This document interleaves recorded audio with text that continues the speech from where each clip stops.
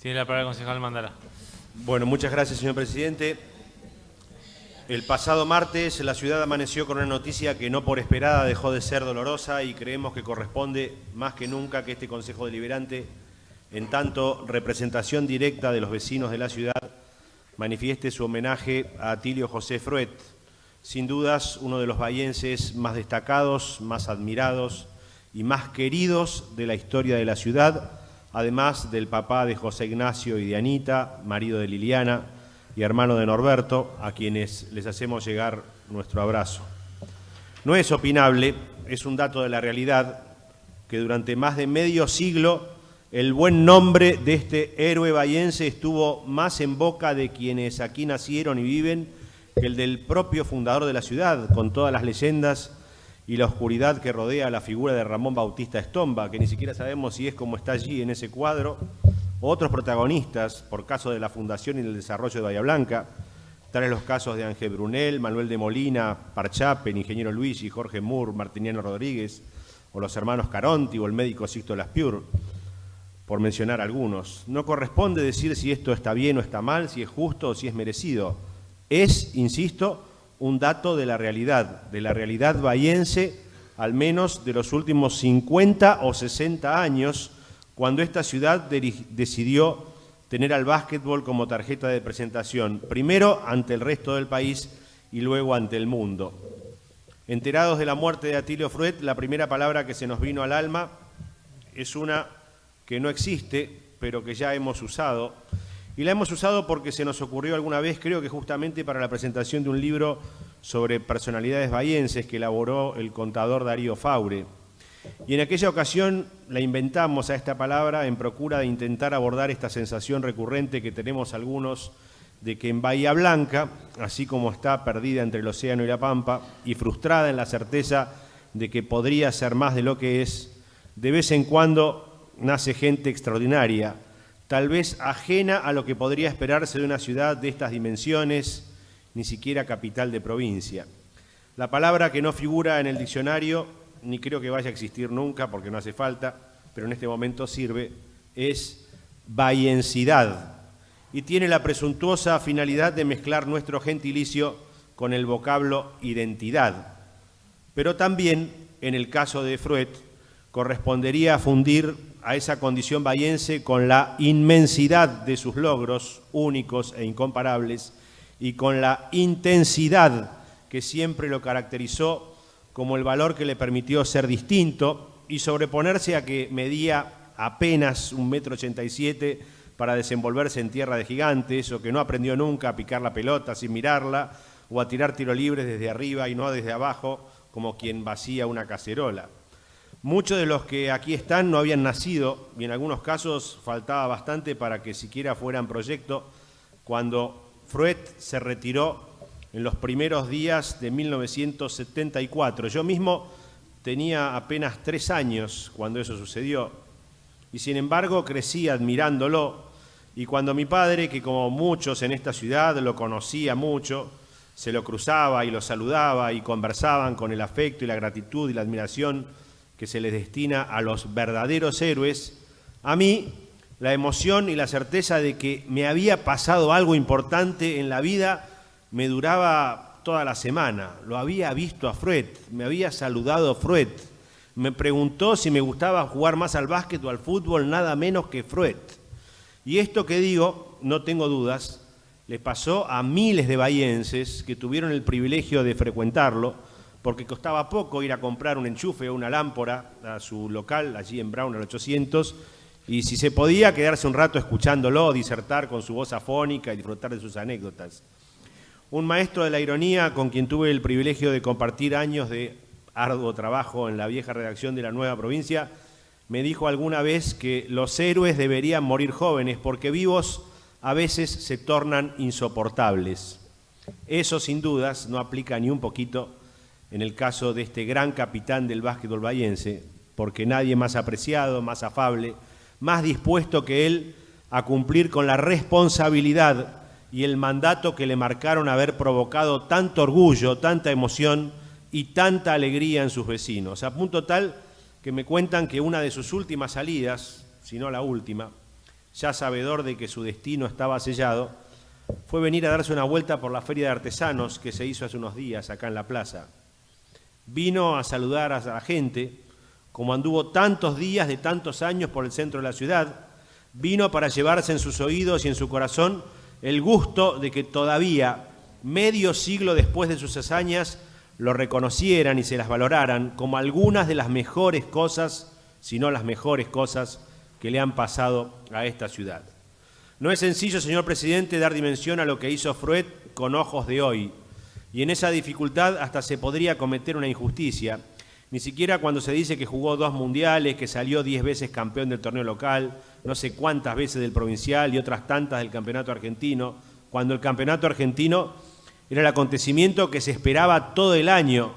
Decir que una vez hizo 62 puntos contra Sportivo Bahiense cuando todavía no existían los triples, una cosa increíble, que tuvo un promedio de más de 22 puntos por partido durante toda su carrera, en otra época, en otro básquetbol, que fue en una gira a Europa a jugar contra selecciones y contra el Real Madrid, y que la rompió en serio, y que junto a su socio del alma, Alberto Pedro Cabrera, una vez jugando contra un equipo norteamericano en el Casanova, protagonizó la que para Enrique Nocent, uno de los tipos que más supo de básquetbol en el país, fue la mejor jugada bahiense de todos los tiempos, algo imposible de describir aquí, pero que fue bellamente escrita por Nocent en una especie de cuento de básquet, que invito a quienes se interesen a que lean, porque como dijo otra persona que sabe mucho de básquetbol, como Rafael Emilio Santiago, pareciera que en esa descripción se puede ver a el cerebro, que era Cabrera, a la sangre, que era Fruet, y al músculo, que era José Ignacio de Lizaso, conformando los tres el cuerpo del básquetbol de esta ciudad. Y así como Bahía Blanca hoy se paraliza si juega la selección argentina en un mundial de fútbol y no queda nadie en la calle, en aquellos días, no es chiste, se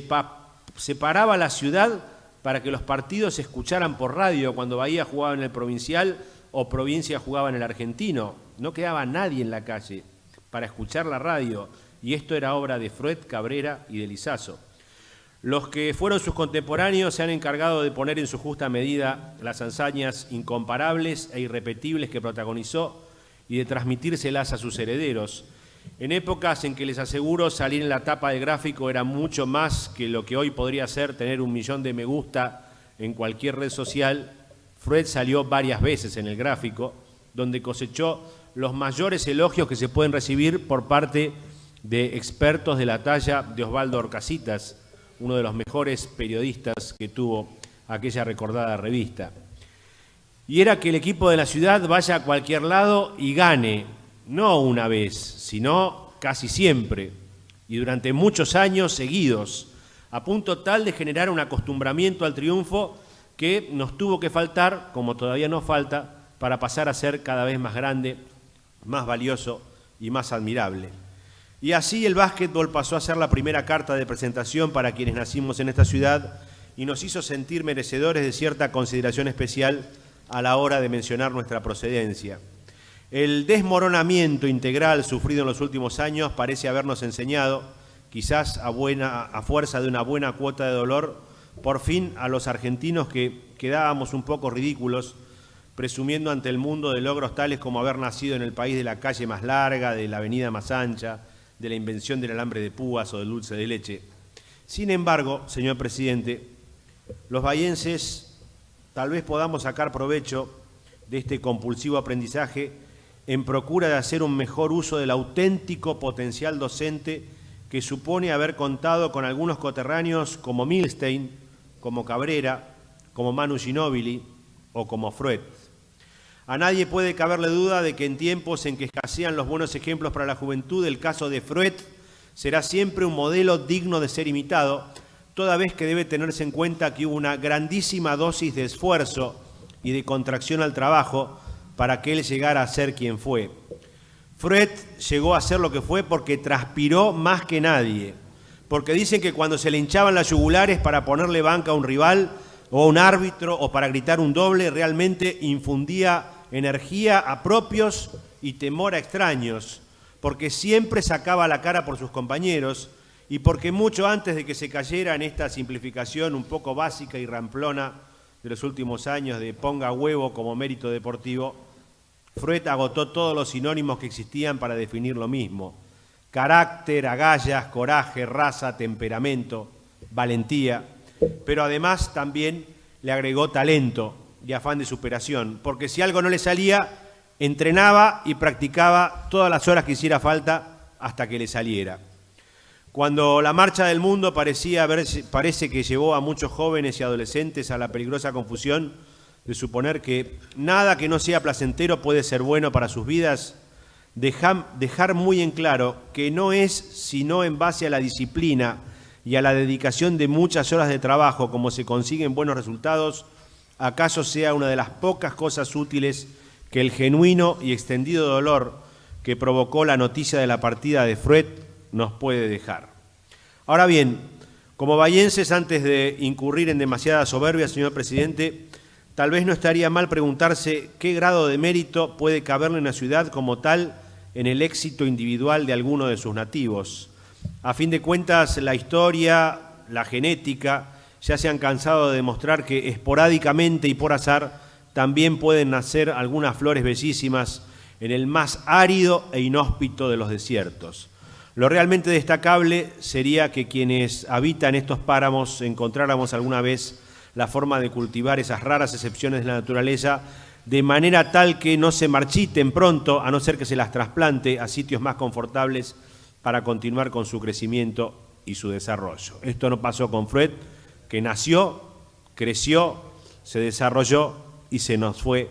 siempre aquí en Bahía Blanca. Hacemos votos para que la muerte del caudillo del básquetbol bahiense, Atilio José Freud, sirva como la piedra redentora que contra el agua muerta de ciertas jactancias pueda ponernos en el lugar propicio para iniciar por fin una insólita hazaña. La insólita hazaña de que esta ciudad deje de coleccionar cicatrices y de una vez sea posible para poder así avanzar en serio hacia logros que justifiquen inobjetables satisfacciones colectivas. Para sumar a ese objetivo, desde el martes y para siempre, tenemos la leyenda de Atilio José Freud,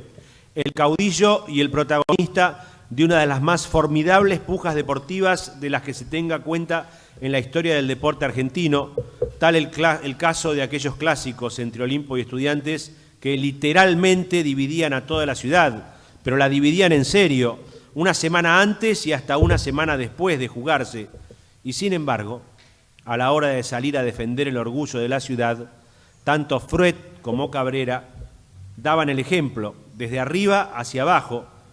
y enseñaban que había una causa común que estaba muy por encima de las competencias, las chanzas, las rencillas y las mezquindades de cabotaje. Y no puedo dejar de hacer notar este detalle para nada menor.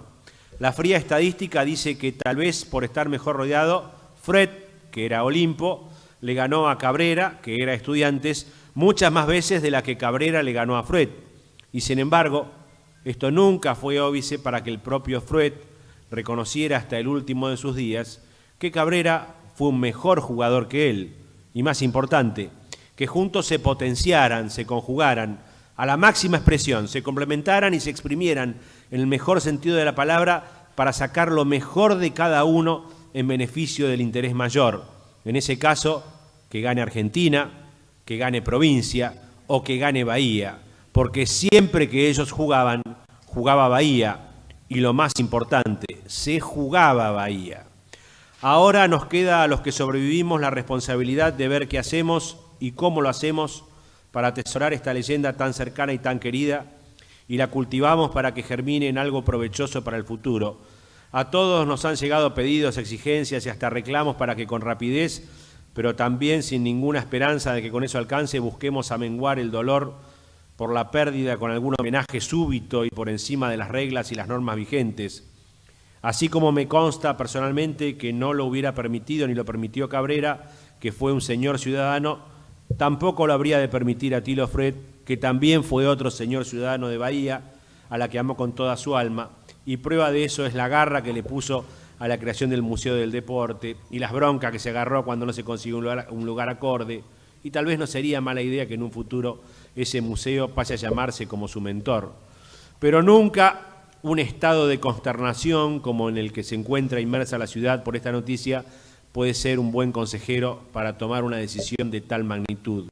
Uno entiende el dolor y lo comparte, pero también es un elemental ejercicio de la prudencia no actuar bajo la influencia de la angustia ni de la desesperación que nos produce saber que no lo veremos más. La ordenanza que se reformó no hace mucho habla de un año de plazo para imponer el nombre de una persona fallecida a un espacio o a un paseo público.